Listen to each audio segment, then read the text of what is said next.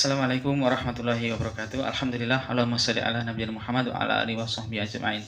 Teman-teman, setelah Ramadan berlalu, tentu saja kita menginginkan kita tetap dalam ketakwaan kepada Allah Subhanahu wa taala sebagaimana yang sudah kita hafal dan sering kita dengar ayatnya, yakni la'alakum tattaqun, agar kalian bertakwa.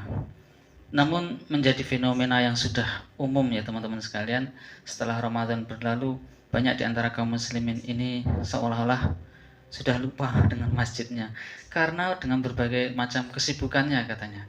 Nah, teman-teman sekalian, kali ini kita akan berbagi tentang kiat-kiat agar tetap bertakwa, karena kemarin kita sudah dididik di bulan Ramadan, kita telah digembleng di bulan Ramadan, kita telah berada selama 1 bulan penuh di madrasah Allah Subhanahu wa taala di bulan Ramadan tersebut.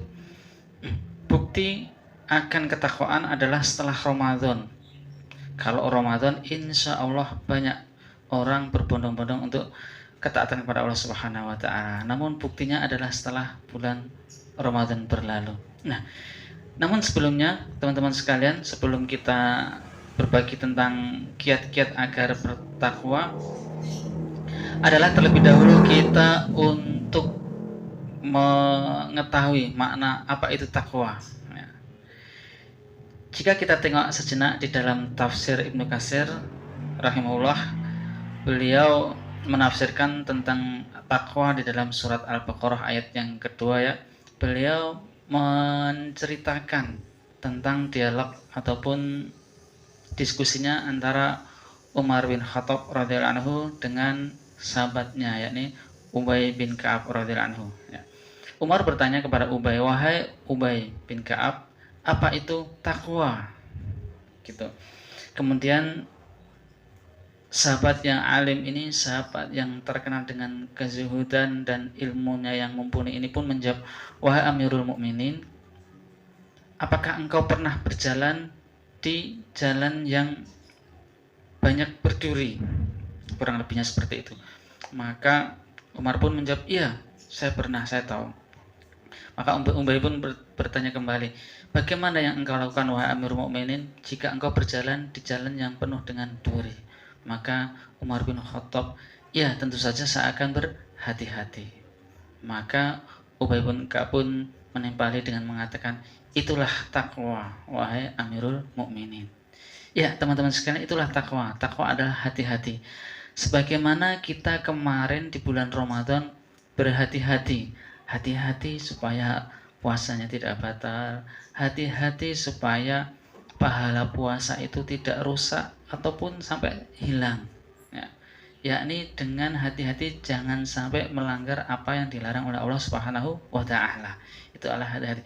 Bahkan dengan hati-hati itu dia akan tahu melangkah kemana jalan yang pas, melangkah menempatkan kakinya di tempat yang pas. Artinya langkah di dalam kehidupan kita ini, mana yang diperbolehkan Allah Subhanahu wa taala, mana yang akan menjadikan Allah ridho, sehingga langkah kita akan sampai ke tujuan kita, yakni ke surga Allah Subhanahu wa taala. Nah, itulah diantara definisi takwa secara sederhana teman-teman sekalian. Selanjutnya, bagaimana agar ketakwaan kita ini terjaga? Bagi yang kemarin sudah puas ini di bulan Ramadan, sudah puasa, tilawah, sedekah, taraweh, kemudian i'tikaf, kemudian takbir dan sholat Idul Fitri. Namun yang masih kurang, bagaimana agar takwa itu bisa ditingkatkan kembali? Ya, teman-teman sekalian, para alim, para ulama memberikan nasihat kepada kita teman-teman ya. Yang pertama adalah penting selalu berdoa kepada Allah Subhanahu wa taala, selalu meminta kepada Allah Subhanahu wa taala.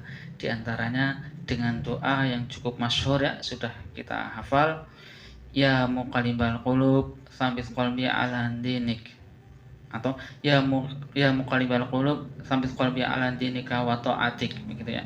Wahai Allah, zat yang membolak-balikkan hati, teguhkanlah hati ini di atas agamamu, di atas ketakwaanmu. Nah, diantaranya berdoa seperti itu teman-teman sekalian. Juga bisa berdoa, Rabbana la tuzigh qulubana ba'da idh hadaitana min ladunka rahmah innaka antal wahhab.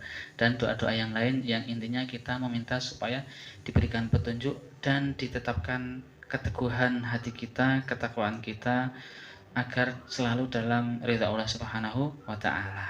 Nah, kemudian yang kedua teman-teman sekalian adalah berusaha menjaga keikhlasan kita, keikhlasan ibadah kita, keikhlasan amal soleh kita, jangan sampai ternoda oleh hal-hal yang menyebabkan tidak ikhlas, ingin dipuji, ingin disanjung, ingin terkenal kita sebagai orang yang bertakwa, orang yang alim, orang yang fasih dan lain sebagainya. Tidak. Allah Subhanahu wa taala berfirman, "Wa ma umiru illa liya'budullaha mukhlishina lahuddin." Dan tidaklah kalian itu diperintahkan oleh Allah Subhanahu wa taala untuk mengikhlaskan di dalam setiap ibadah, di dalam melaksanakan melaksanakan agama ini.